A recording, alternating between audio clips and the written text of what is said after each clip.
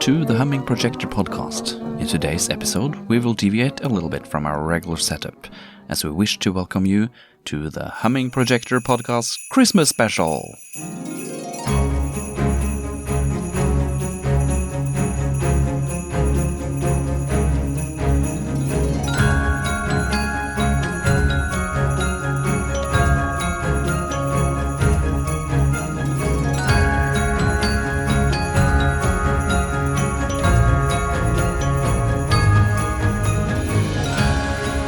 December. Perhaps you have snow outside and are listening to this in front of the fireplace. Or perhaps you live down south and are wearing your Christmas shorts in the sun. Maybe some of you are doing the gift wrapping or cleaning the house before the guests arrive. Or perhaps it's Boxing Day and you lie down on the sofa after the guests have left. Either way, I hope you will join us for the final episode of the year where Doug and I will take you through the next hour or so in this Humming Projector Christmas Special.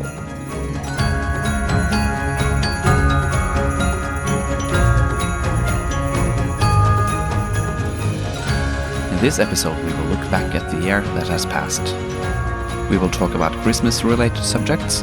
Is Christmas a special time to project films? Ged Jones will pop in to talk about Christmas at Derann. Was Derek Simmonds fond of Christmas films? And we will hear about Derek's Black Snow at Christmas. There will be a quiz in this episode, and I will share my craziest shipping story. There are also film-related jubilees to celebrate, and we will also talk about Christmas releases.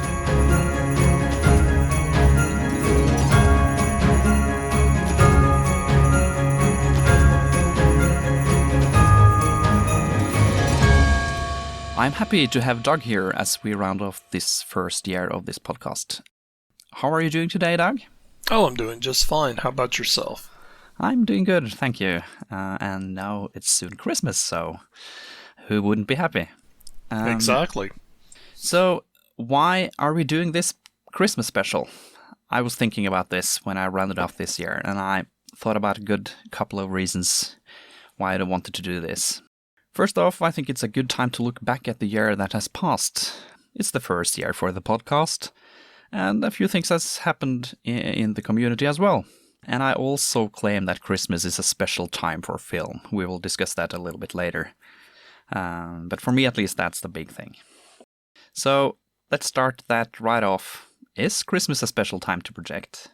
What are you thinking about that, Doug? I think it is. Because, everybody usually has family over. And like in my family, since my father shot home movies, a lot of times we would show home movies at a Christmas party.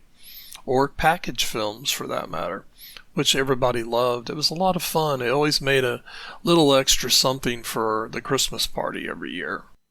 Yeah, me too. I also grew up with family movies, and although we didn't have that many shot from Christmases, I have, and my parents still have a couple of films with my grandparents from both sides, which I still love to see. Give me a special flashback to my childhood. And for me, it's a lot about family, friends, and childhood memories, I must admit. When I grew up here in Norway, we had every Christmas Eve, we had the show From All of Us to All of You, the Disney Christmas special from 1958 that were shown every year on TV, and it still is. It was hosted by Jiminy Cricket along with Mickey Mouse and Tinkerbell. The show has been shown infrequently in the United States in recent years, but in the Nordic countries, Sweden, Finland, Denmark and Norway and Iceland, it has been broadcast every year since 1959 and has become a holiday classic. And the ratings of the show has been around 40% in Sweden, and the record were set in 1997 where more than half the population watch the show. So that's how big it is here in Scandinavia. So this is what I grew up with. A show where a lot of cartoons put together were shown on TV on Christmas Eve while we waited for dinner and presents later in the evening. Here in Norway, we open the Christmas gifts in the evening of Christmas Eve. So that was what I grew up with. And when I project films, it's much about the same. When I put on cartoons, many different cartoons in a row, I get back that exact same feeling of being a child again on Christmas Eve. watching cartoons. So for me, that's a big thing. Well, here in the States, we had our series of holiday specials that, to the best of my knowledge, are still being ran. Going back to when I was a little boy back in the 60s, on TV, of course, we had, and it's still a big tradition here, is the Charlie Brown Christmas special, which was the very first Charlie Brown special ever done. And, of course, another big one was the original The Grinch That Stole Christmas. And that's always been very popular. And then there was, of course, Frosty the Snowman. And then another series that was very popular was the stop-motion animated series like Rudolph the Red-Nosed Reindeer. And there were a few others. But those, I grew up loving those as a kid. My whole family did. And all my family, my cousins, we all talked about them. We got together. And the great thing is, here it is 60 plus years later, and they're still running and they're still loved by new generations. And that's great. And, like you said, there's a lot of memories associated with that. When I think of Christmas, I think of those specials when it comes to entertainment first and foremost, above anything else. Another thing is that we probably have a little bit more time during the Christmas period. At least we have here in Norway, where we have a lot of holidays. So that's a good time to project. And another reason is that the time of the year here in Norway causes a lot of dark evenings. We have very light summers and very dark winters. So I presume that time of the year is a big factor, at least here in the north. Of course, that depends on where you live. I live in the northern hemisphere, and here in the winter the sun is down. Around Christmas it's down at 3:30. So oh wow, you have long dark evenings to project film. And in the summer, they're all never really dark. You have light all day. Of course, if you live down south, you probably have a very different relationship to Christmas. For example, I asked Tony Lewis, my friend in Australia, if he had the same feeling that Christmas was a special time to project because of the time of the year. But he said they project all year around because... of course, for them, they're even lighter in the winter, but probably more even during the year than what I experience. So when is the best time for projection, do you think? Is it before Christmas, in the days where you lead up to Christmas, or is it between Christmas and New Year? Which days are most important to you?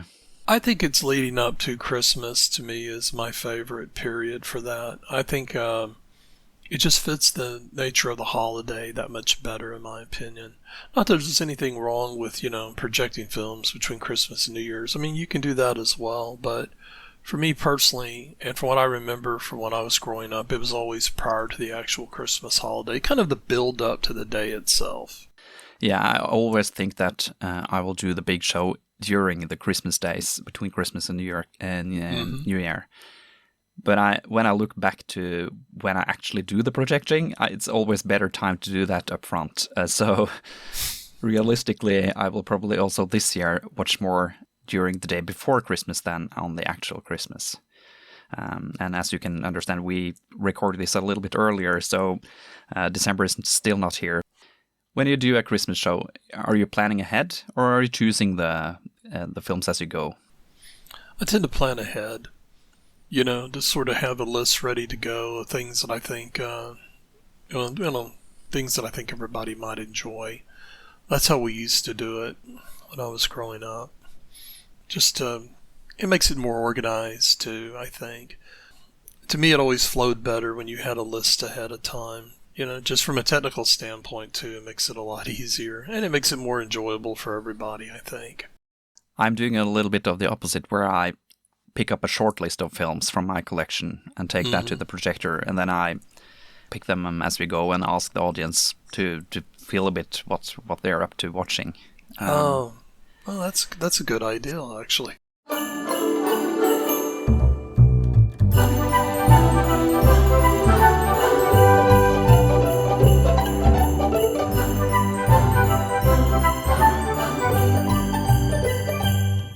If you had seen me right now, you would see that I've been wearing my Santa hat today because it's Christmas. And at the moment I'm drinking something we call glögg. that's kind of a Scandinavian mulled wine made with brandy, almonds, raisins, and spices. Although I don't drink, so I don't have the brandy in. It's a non-alcoholic version for me. But this is very Christmassy for me. And I also have some gingerbread with me to get in the Christmas mood. So that leads up to the next topic. What is proper film snacks during the Christmas shows? What would you prefer to bring to a Christmas show if you had some snacks? We always had assortment of drinks, usually soft drinks, cookies, like you mentioned, gingerbread cookies. We all love those. We always had a big tray of them. And assorted, I'm coming from the American side here. We would do various chip snacks. I mean, I know in the UK, chips are potatoes or we call them French fries here in the US, but we'd have assorted like potato chips and things like that. And usually one of the relatives would bake one of my aunts was a really good baker, and she would bring a really nice cake, a holiday themed cake, which as the kids we all loved to look at.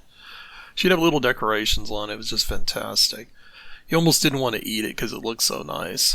And and the adults would have, shall we say, adult beverages, which the kids couldn't get near, but but that's what we usually did. Yeah. It was quite a festive spread.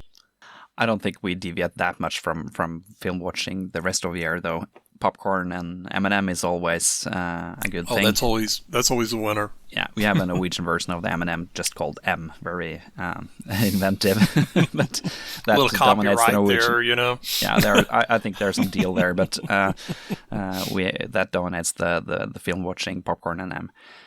But there's always great to have some gingerbread, and sometimes we have grug as well, as I mentioned.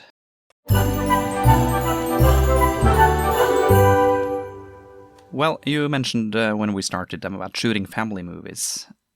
How is your relationship to that? Did your father shoot many films during your childhood? My dad shot 8mm, standard 8mm film from 1955 till about 1970, 71. His camera finally gave up the ghost, and he'd lost interest, I think, at that time, and just decided not to get another one. But, yeah, I've got Christmas footage. I mean, before I was even born. This is like my brothers. I have 2 older brothers, one since deceased, and there's footage of them and little bitty kids, and it's fascinating, because my dad's showing what everybody was getting for Christmas that year, and I got quite a few clips like that up until I guess about 1969, I think, was the last Christmas that he actually filmed. And that's real cherished footage for me because, it's most of my family is gone now except for one brother, and that's footage that means a lot to me. And you still watch it? I ran it last year. I had not seen it in a while.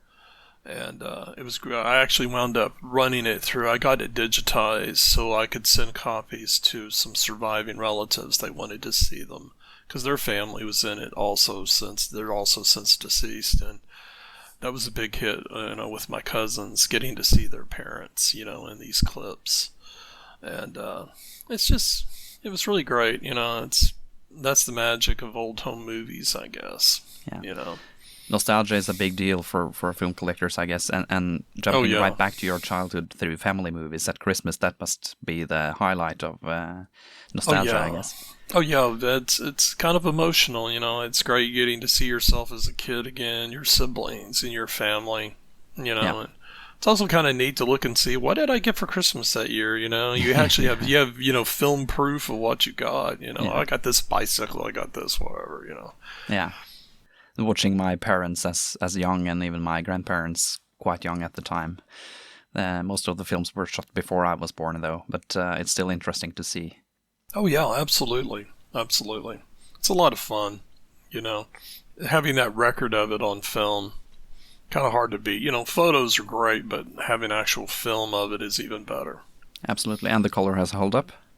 Oh yeah, because this was shot on, I guess it was, that had been Ektachrome, Kodachrome, I think it was Kodachrome. Yeah, the colors, because these films are, some of them are approaching close to 70 years old, and they still look really good.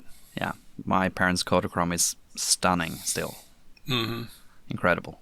It's kind of a shame, though, that our package films weren't all put on that kind of film. You can imagine the color that all of our package films would have if they had been done on Kodachrome. Yeah, oh my imagine gosh. that in Kodachrome. Oh, that would be amazing. Unfortunately, that wasn't the case, but it would have been awesome. Yeah.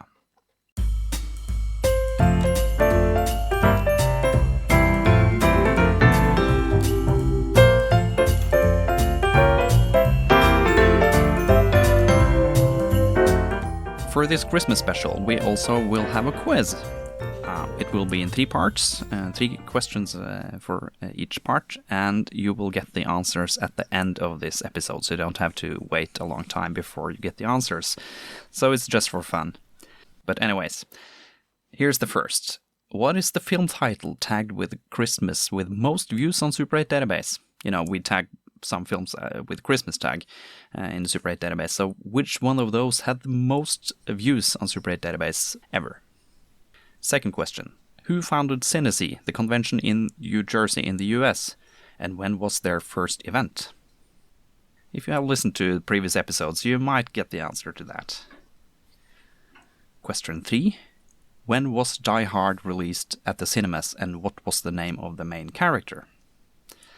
So while we continue, you can think a little bit about that, and you will get the answers at the end of this episode.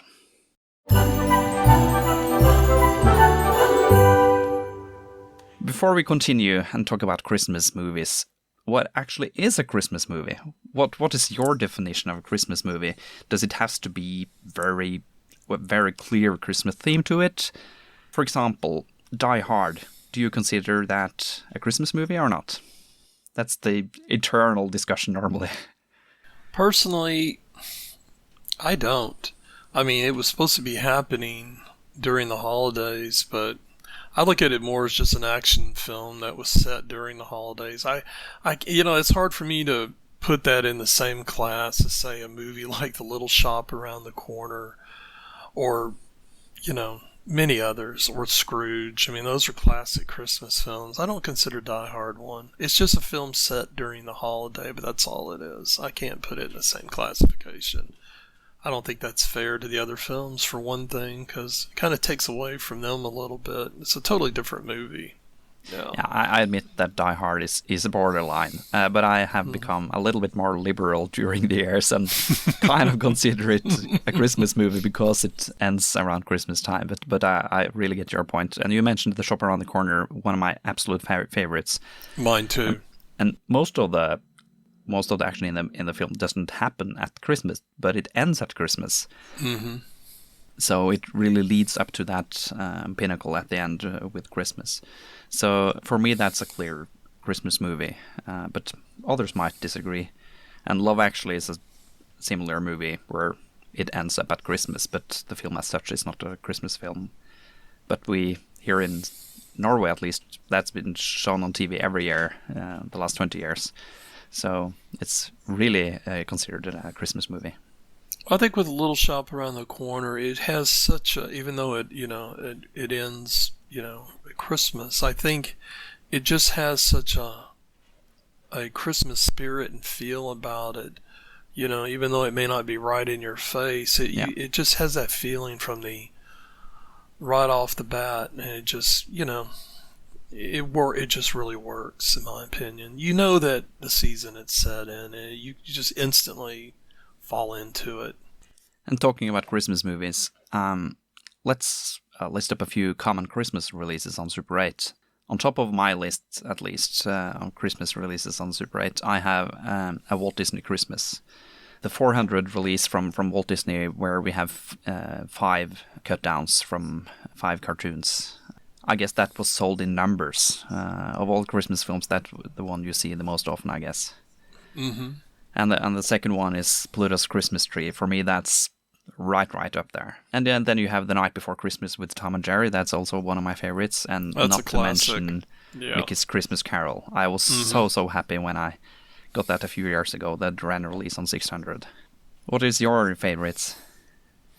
Oh, I think you already named it. Pluto. Yeah. Because I grew up loving Pluto as far as Disney characters. I love Pluto. and that's one of my favorites. Yeah, that's a great one. Toy Tinkers is also a great one. I have a Derann release of Toy Tinkers, and I also love that. But that's a little bit harder, I guess, with kind of war fighting and explosives and everything. Not very Christmassy, no, but still fun. But, yeah. I know many have The Snowman as a favorite. Yeah, that's another one. I was thinking of that one as soon as you brought this up. Go ahead. Yeah. I don't know what it is, because I know most collectors put that really on the top, or at least near the top. It doesn't really click with me. And I mean, artistically, the film is absolutely beautiful. Oh, it is. But it ends quite sad, where the snowman melts. Yeah. And for me, that doesn't work at Christmas. I don't know what it is, but for me, that doesn't work. But I know I'm probably one of the few that does not think that's one of the favorites. I understand that. Yeah, it does have a bit of a downer ending. You want a Christmas film to have more of a happy ending. Yeah. For those that might not know, The Snowman was made in 1982. It's based on Raymond Biggs' 1978 picture book, The Snowman. It was directed by Diane Jackson for Channel 4 in the UK. And it has been shown many times since, and Derann also released it on Super 8. It's artistically, it's absolutely beautiful, no doubt. But we have a few newer releases as well. Derann Films has released quite a few Christmas trailers. They had the Christmas trailers 1, 2, and 3. And now they have also a new release, Christmas 2022 Ads and Trailers 4. That is around the corner. It will be distributed by the Real Image and has been produced by Derann Films. So still are produced some Christmas films. Okay, so I have a question for you. Yeah. What do you consider your absolute favorite Christmas film? On Super 8 or in general, or even on Super 8? Or it could apply to both. If I had to choose one single movie, I probably would have chosen The Shop Around the Corner. For me, it's a tie between that and the Alastair Sims Scrooge. I'm looking forward to the last one, because I actually haven't seen it, but now I have acquired it on Super 8. I just want to wait a little bit, getting more closer to Christmas, as we record this a little bit ahead of time. I understand, yeah. But I'm super happy to have found that on Super 8. Got that from a good friend. You haven't seen the full film, the feature? You haven't seen but I love the Charles Dickens story. Absolutely love the story. But I haven't seen that version. You're going to love it. It's to me, it's the definitive version of Scrooge. I mean, there's been a lot of attempts since then, and some they've been fine, but nothing still to me approaches that one. That's the best one. I have seen it so many times. I'm going to watch it this year. I've got plans for it. You'll love it. I think you will. I'd be surprised if you don't. And normally also we will watch Love Actually, as I mentioned. That's normally that's quite common here in Norway. But we have seen it so many times, so often it's put on the TV while we are doing like gift wrapping or something. So we know it a bit too well by now. That's like here in the States. I don't know how people feel about it internationally, but what's become a tradition here in the States has been the film A Christmas Story. Yeah. And I don't know how well it's been received in other parts of the world, but here in the United States, it's like that's tradition. Yeah. I mean, one of the cable channels would do 24-hour marathon at the same film, just repeating over and over and over. Yeah. And it's became very popular over the years. Yeah. That's become one of the newer Christmas traditions here in the last probably 20 years or so. It's been that film. Yeah. I haven't seen that actually, but it's on my short list of want to see films. It's a cute film. It's set in the 40s. It's definitely worth catching if you haven't seen it. I think you might enjoy it. It's well done. Well done. Well, I wondered how Christmas at Derann was, and I had heard a rumor that Derek wasn't fond of Christmas releases because they could only be sold during the Christmas time. And I wondered if that was correct, so I had a little chat with Ged Jones from Derann, how that was.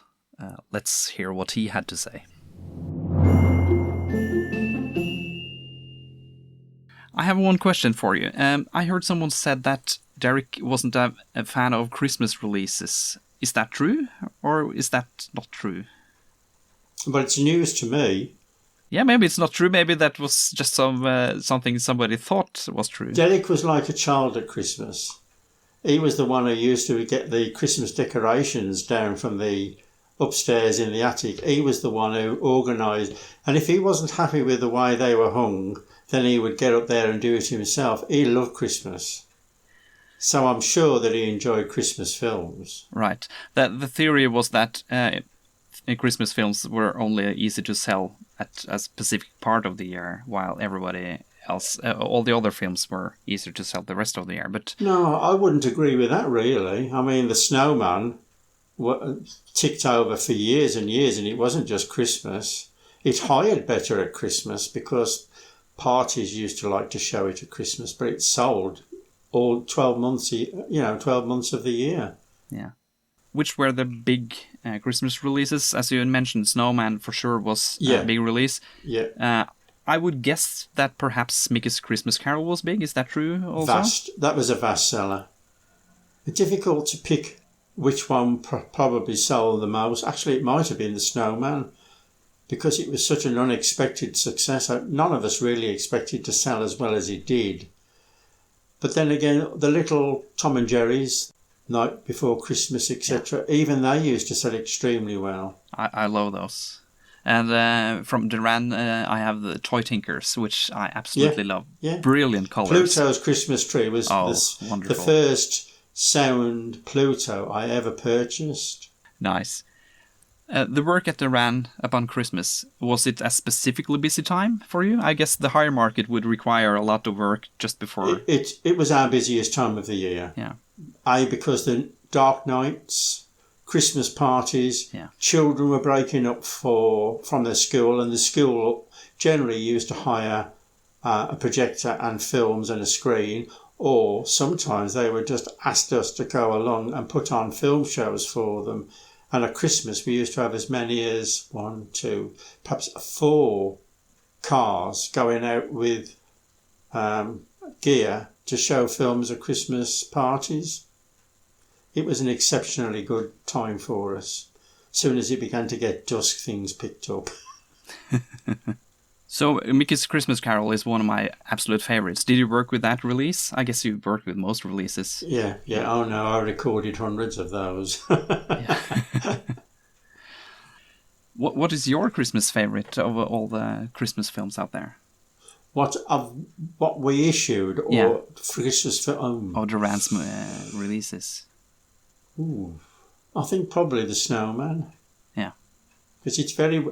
I've only got to hear that song, and actually it brings tears to my eyes. That does, believe it or not. I know a lot of people find it cloying, but for me it works every time. I know I love that film. When I watch films, I like to look back, and for sure when I watch film in the dark, I have a line back to my own childhood with the feeling of watching cartoons in my own childhood. There are also a line back to Lumière, the French man that invented live film.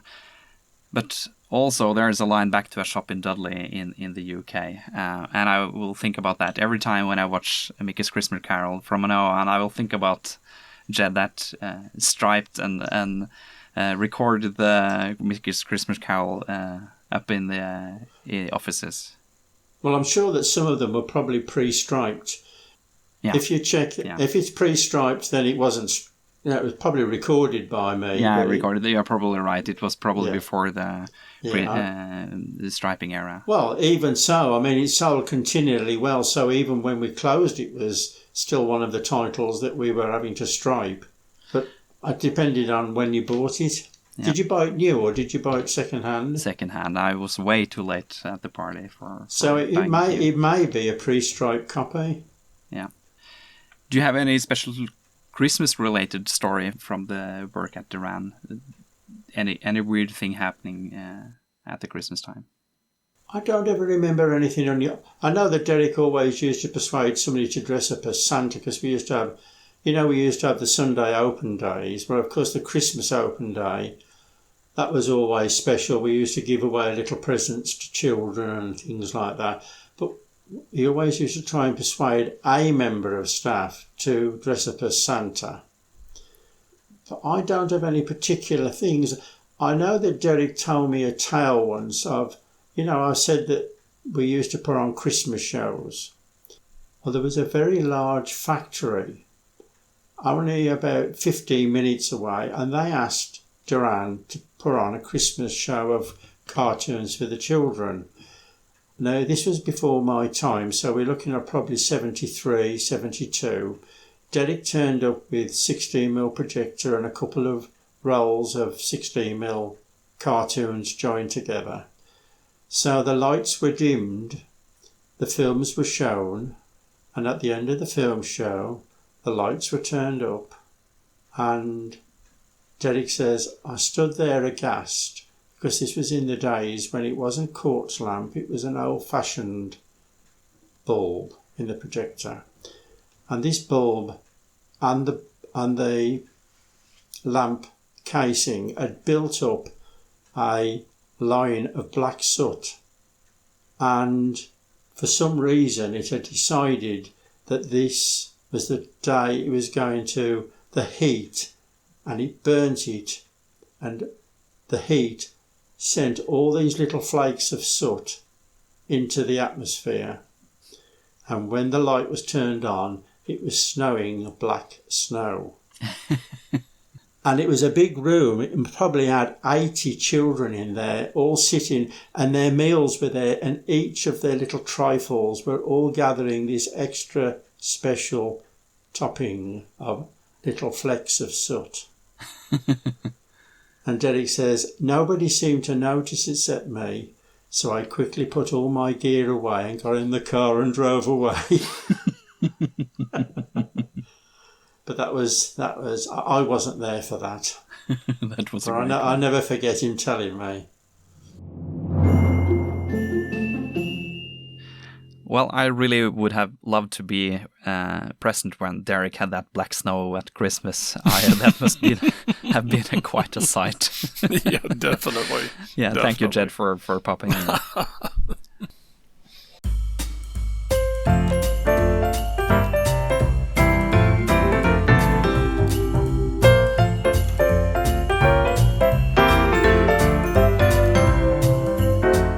And then we are ready for the quiz part 2. Question 1. At the end of Pluto's Christmas tree, Chip and Dale puts a sticker on Pluto's mouth, and when he joins in singing with Christmas Carol outside. What was written on the sticker? Question 2. Author Vince Wright, who wrote the book 8mm Elvis, the story of Elvis on 8mm film, used to work for a film-related company. What was the name of the company? And that has also been mentioned in a previous episode, so if you paid attention then you will know the answer. In question 3. The actor who played Rusty, the son in the house in National Lampoon's Christmas Vacation, has also played in a very popular television sitcom. What is the name of the actor, and which sitcom did he play in?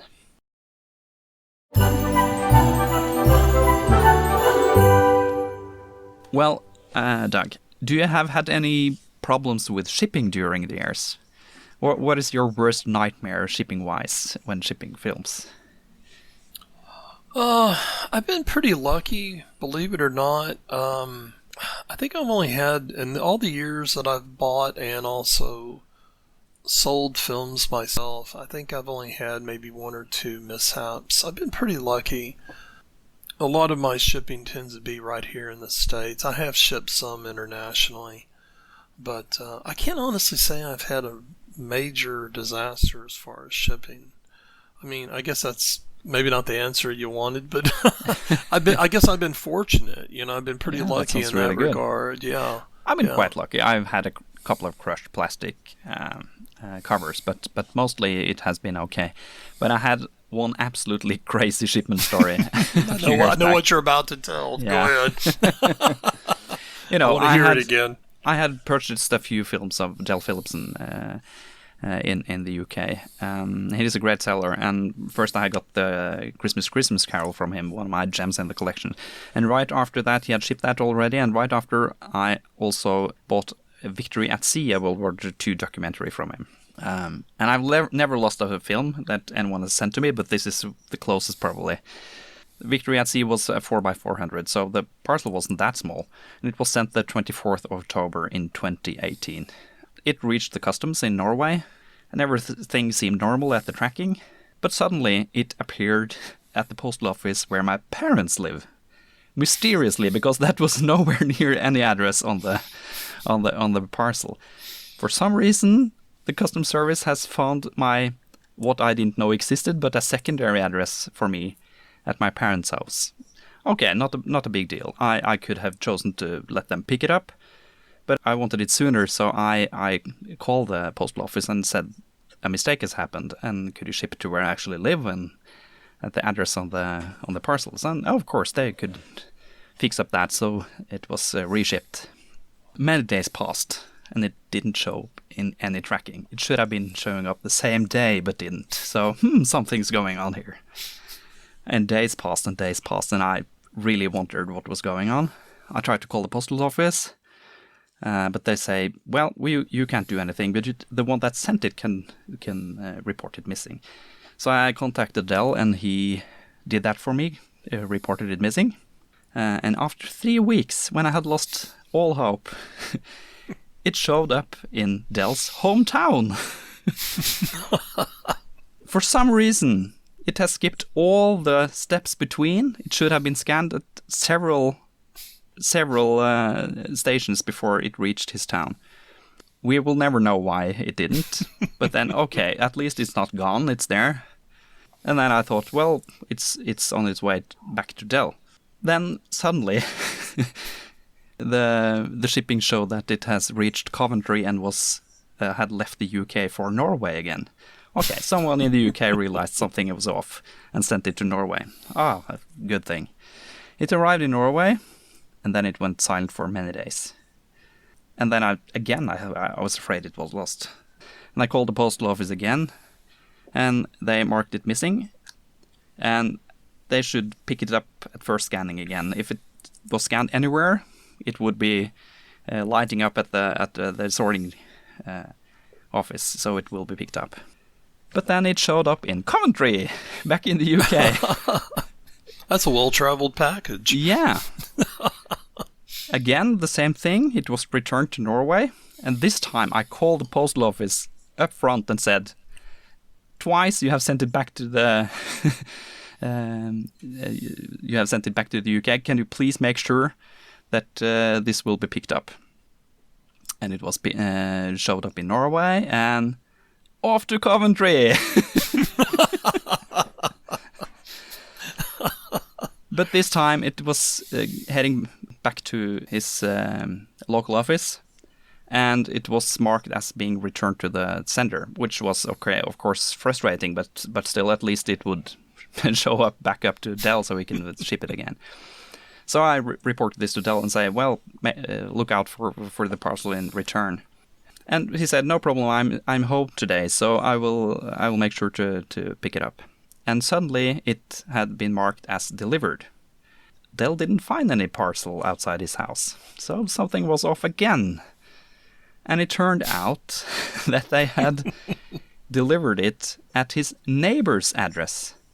And someone at the postal service in the UK didn't use the address that was on the parcel, but had written his neighbor's address by hand on it for its return. Oh, so no. That was by the 29th of November. What do you give me? The Norwegian Postal Office tried to send it to my parents, and the UK Postal Office service wanted to return it to his neighbor. So in the end, it showed up. He sent it again with no hiccups. But I will never know what happened there. How on earth that could happen, because everything seemed right with the markings on the parcel. Your parcel was doing a mail system version of Pong, back and forth, Yeah. back and forth. It's probably my most traveled film. Your film has traveled more than I've ever traveled.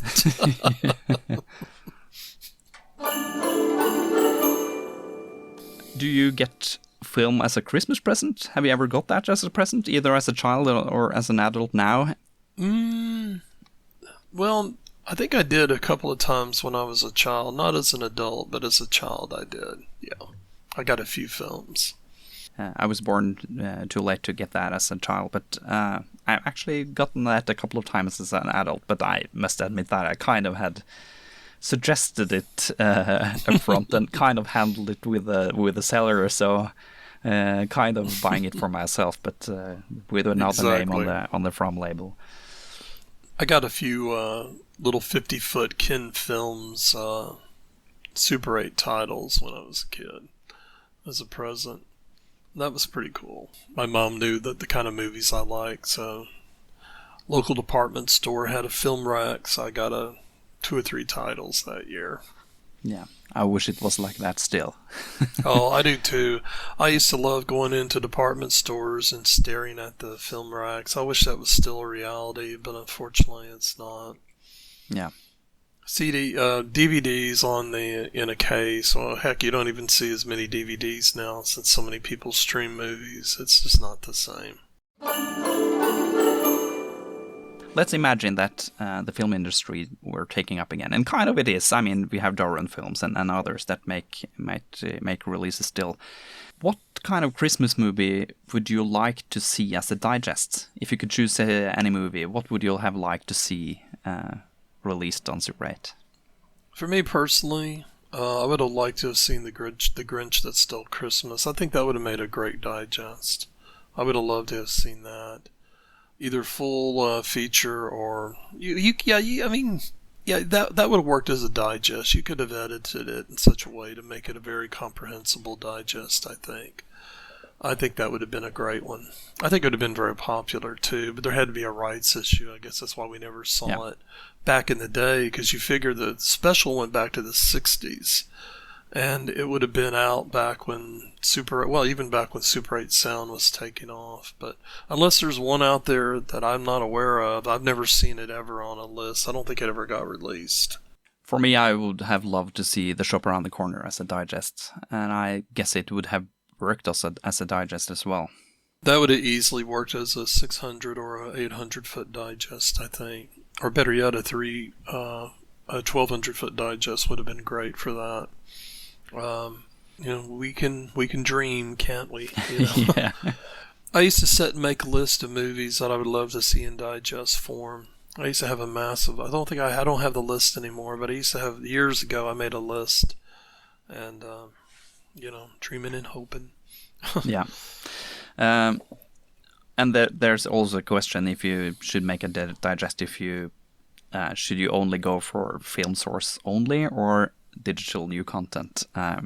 I'm of course preferring from original film, but I'm not a fanatic. But someone won't touch films made of digital content, which make it harder these days. So for newer films, I would have loved. There's a Norwegian stop motion animation that's called Juli Flåklypa, which is kind of a family fun movie. It's hard to explain here, but really great stop motion movie.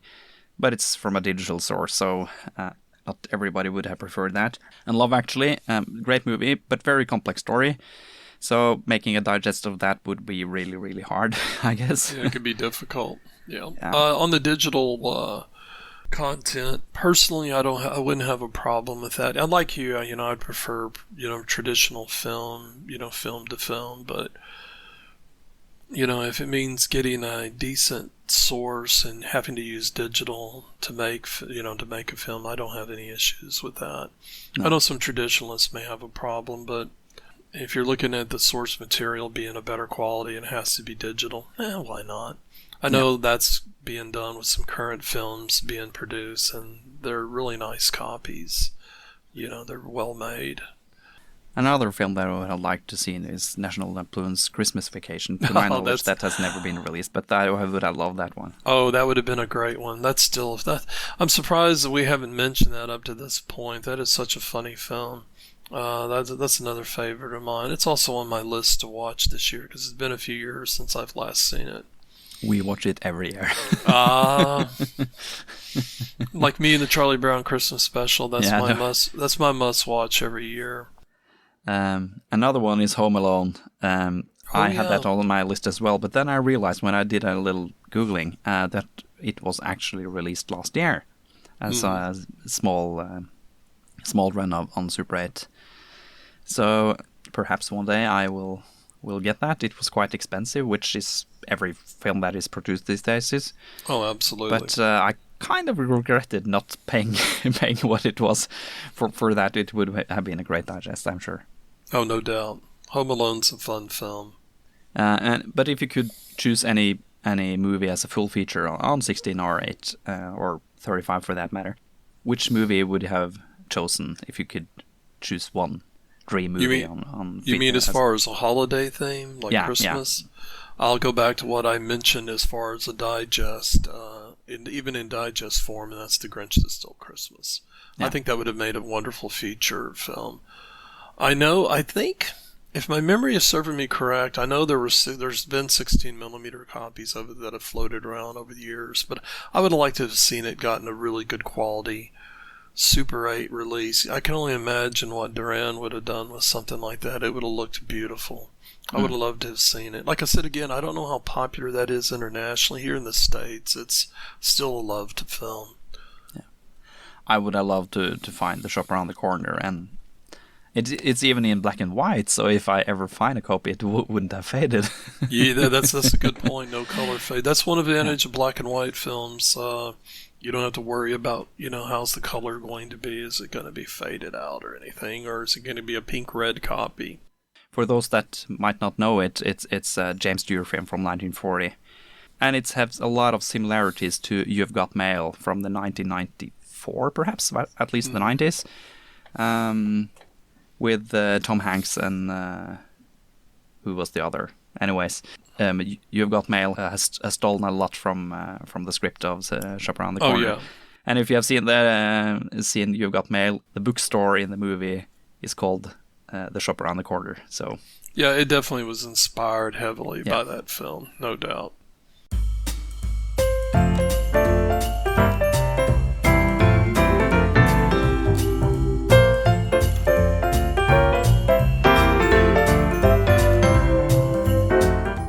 So let's move on to quiz part 3.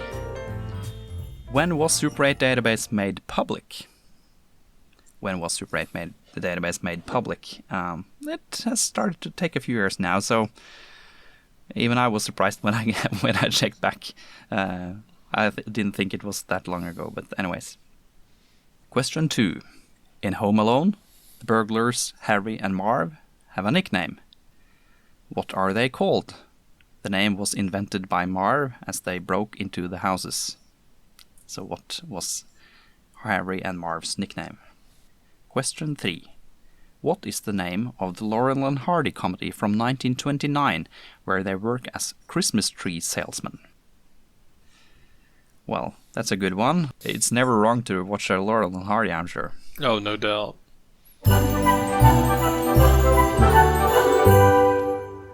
So, let's look a little bit at the year that has passed. In the last year, in 2023, a few things has happened.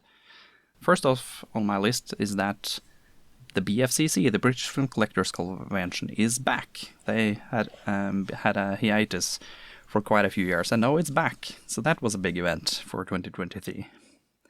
I really think that it's very important for the communities with these conventions, so I was really glad to have that back. And we have had quite a few new releases as well. It seems like it has started picking up again because there are individuals that has produced quite a few digests actually. Some of them that we have mentioned here, the Derann Christmas trailer, for example, and I really like to see that. So that's a good thing that 2023 has had some positivity that way. And we also have to mention that we have started this podcast in 2023. And now a year has passed since the first episode back in the new year of 2023, and I really, really enjoyed that. You and me had the first episode, Doug, and absolutely, I remember. Yeah, absolutely. It almost seems like we've been doing this for a long time because it's been so much fun. Yeah, it actually flies. The time has flown pretty fast. Yeah, and I was a little bit nervous how it would be received, but it's been really positive, and I was very afraid of that it would be a problem to get people on, to have their guests saying yes to being on the podcast. But that hasn't been a problem, so I'm really thankful for that. And it's been really enjoyable, all parts of the work, actually. It takes a lot more work than it might look like. I usually use more than 2 hours on preparations, sometimes 3-4 hours on preparations. Then we have the recording, and then 2 or 3 hours, up to 4 hours of after work, editing, proof listening, things like that. So it takes a lot of time, but it's so rewarding doing this. So I had a lot of fun doing it. Well, I mean, it's a very unique outlet for those who love film. You know, it's essentially one of a kind as far as podcasts. I mean, how many podcasts are there out there that are devoted to home movies, package films? This is it. It's unique. You've started a trend, my friend. Now we're waiting for the people to copy your podcasts, and we're going to start seeing other ones pop up over time, you know. I would have loved that. It could happen. Don't be surprised. For Super 8 Database, we really didn't make a lot of new features. It has been running for a few years now. We have added a lot of features, but we have added content. So that was more or less what happened in 2023. We have added a lot of content for Super 8 Database. But we have more than 8,000 films now and are getting close to 3,000 films with a cover. So that's good. And for Super 8 Database, the highlight for me that year was that I met some German researchers at a conference in Oslo, of all places. They have been researching on Super 8 releases from the 70s and the heyday, and they have been in touch with me and many others for content, and they have been using the Super 8 database for doing research, which I absolutely love to learn. So that was great when I met those in Oslo in May. And for Blackpool, we had a new group of organizers in Blackpool. Elaine Guest retired from organizing Blackpool, so everybody wondered what would happen with Blackpool. But we got a new group of organizers, not a single person, so we are a little less vulnerable to people for one reason or another that can't continue organizing this. So that was a great one. I will go to Blackpool again this year. It will already have happened when this is released, but I really look forward to Blackpool. And Ged was also present at Blackpool in 2022, and he will return for 2023. So again, great to see Ged at Blackpool. I'm looking forward to a podcast dedicated to this when you get your trip taken care of. Yeah. I want to hear all the highlights. Yes, I plan to do a recording from Blackpool, and if everything goes as planned, that episode will have been released before this one. So now we are messing up the time history here, but. And also this year we had this new convention called Film is Fabulous that was in Leicester recently. It had a little bit different focus than other conventions, as it was looking more for history preservation, where we had archivists from the BBC and the British Film Institute present that talked about archiving. And they also wanted to get in touch with collectors that have very rare films that might not exist in any other archive. And that reminds me that every one of us should have a plan on what to do when we are getting old, and make sure that none of the films will end up in the bin, by the way. So that great convention there. One thing I forgot to mention when we talk about the podcasts, by the way, I had one scary part with one of my guests. There was a hiccup with the technical part. So I, for 10-15 minutes, thought that the entire recording was lost. So I kind of panicked, but but luckily there was a safety recording where the both audio channels were mixed into one mono channel, which made it way harder to edit. But anyways, I salvaged the episode, and it turned out quite well. But that was a panicking moment for me. But otherwise, it has more or less gone well. You mentioned the Film is Fabulous group in that convention, and you think about how important role that film collectors have played and the preservation of film, like you mentioned. You know, there's been films that have been considered lost that just happen to be in people's collection. Yeah. It's very important for the history of film, and thank goodness for that. I'm still hoping that one day they'll find a copy of London After Midnight, Lon Chaney's lost film, somewhere. You know, it's only in photos, but, you know, of course, I'm very doubtful that'll happen, but it would be fantastic if they ever find one. I'm just using that as an example of lost films. Yeah.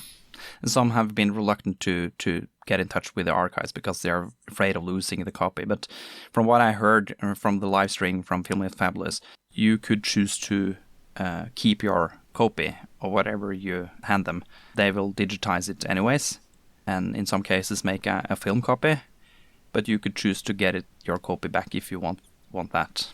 But in some cases, they had also experienced that the wife of the collector had insisted on the archive keeping the copy. Oh, no. So that might indicate that some had a lot of films. I understand the fear of them possibly, you know, people possibly losing a print. I was paranoid about shipping my father's films off to be digitized, and I actually got I rented the equipment and did it myself. Because it's priceless. I mean, if it gets lost, I can't, you know, it can't be replaced, you know. Exactly. Those films will be with me until my time comes, you know, just because, well, I mean, like I said, they're one-of-a-kind items. Priceless. Talking about history, there has been a few jubilees this year. 10 years ago in September, the Single 8 Fuji's in-house processing service ended. That was kind of not a positive jubilee, but anyways, I see that it's possible to buy Single 8 cartridges again now in Click Console in Berlin at least. And it's also 50 years since Kodak Audio on Super 8, the Ectosound, appeared. That happened 50 years ago today. Wow. Not today, sorry, this year.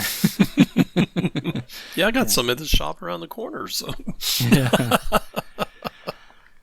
And 100 years ago, in 1923, we got the 60mm Sign Kodak as a film format. And Richard Attenborough was born, and Warner Bros. Was founded.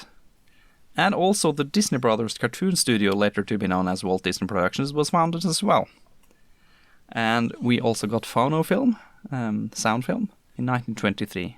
And also Harold Lloyd, Safety Last, the same year as the 3-color traffic light was invented. I don't know if that was a coincidence or not, but the 3-color traffic light was invented in 1923. Well, they may go hand in hand, so... And also in 1923, we got the Hollywood sign in Los Angeles. Hollywood Land, as it was called at the time. Yeah. And if we go even further, 135 years ago, the Kodak camera was invented by George Eastman, and it was placed in the market in 1888.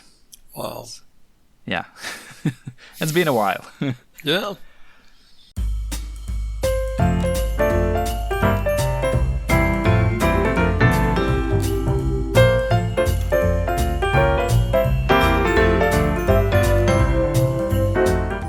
Now it is time for the answers for the quiz we have had in this episode. In the first section, question 1. What is the film tagged with Christmas with the most views on Super 8 database? And the answer is Pluto's Christmas Tree. Next after that was Big Business with Laurel and Hardy, and on third was A Walt Disney Christmas. Question 2.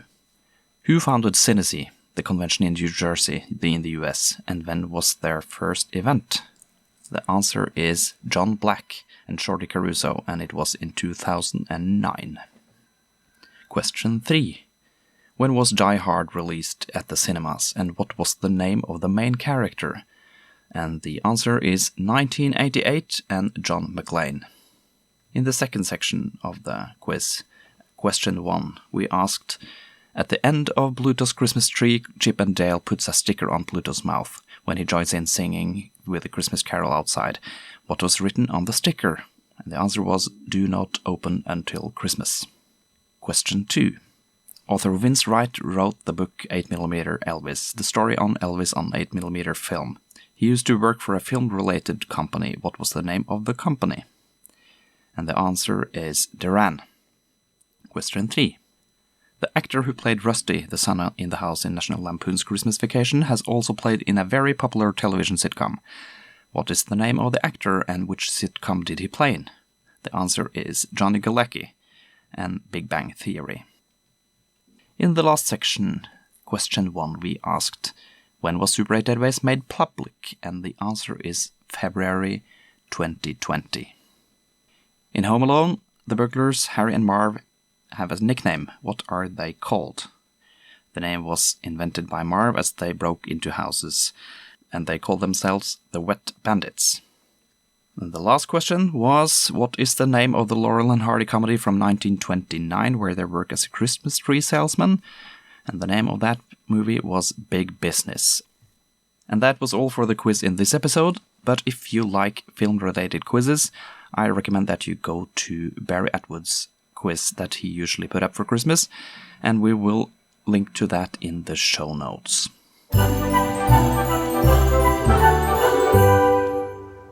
And with that, we have reached the end of this episode, and I hope you have enjoyed it, whatever you are doing.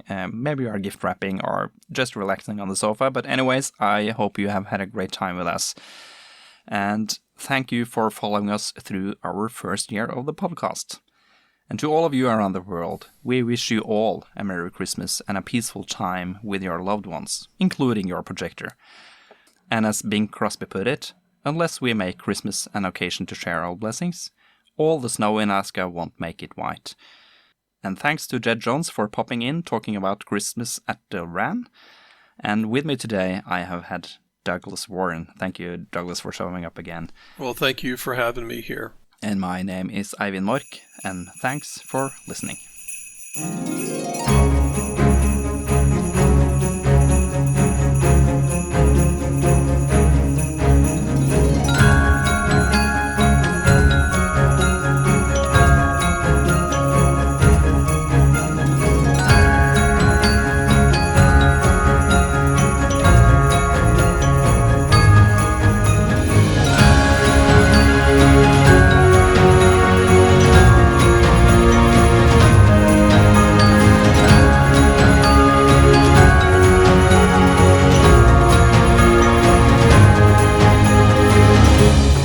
With that, we are reaching the end of this episode. I hope you have enjoyed this, whatever you are doing, lying on the sofa, wrapping gifts, whatever you are doing gifts.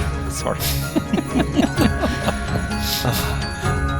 If you're laying on the floor, passed out from too many drinks.